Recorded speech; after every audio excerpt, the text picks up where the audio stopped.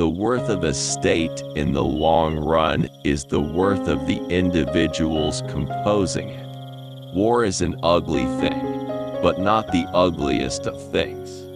The only freedom which deserves the name is that of pursuing our own good in our own way, so long as we do not attempt to deprive others of theirs, or impede their efforts to obtain it. The individual is not accountable to society for his actions in so far as these concern the interests of no person but himself.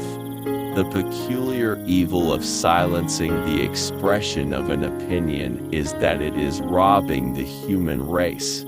He who knows only his own side of the case knows little of that. The worth of a civilization or society is often measured by how it treats its weakest members.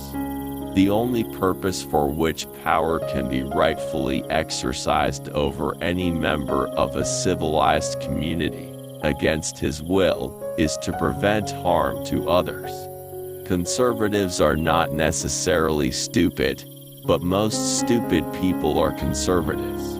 A person may cause evil to others not only by his actions, but by his inaction, and in either case, he is justly accountable to them for the injury. The most cogent reason for restricting the interference of government is the great evil of adding unnecessarily to its power. It is better to be a human being dissatisfied than a pig satisfied, better to be Socrates dissatisfied than a fool satisfied. I am not aware that any community has a right to force another to be civilized. All good things which exist are the fruits of originality. The individual's independence is the chief means of his moral and intellectual development. To tax the larger incomes at a higher percentage than the smaller is to lay a tax on industry and economy, to impose a penalty on people for having worked harder and saved more than their neighbors. The despotism of custom is everywhere the standing hindrance to human advancement. The only thing necessary for the triumph of evil is for good men to do nothing. If all mankind minus one were of one opinion, mankind would be no more justified in silencing that one person than he, if he had the power, would be justified in silencing mankind. The happiness which they find in exercise is a great moral agent. It is not because men's desires are strong that they act ill, it is because their consciences are weak.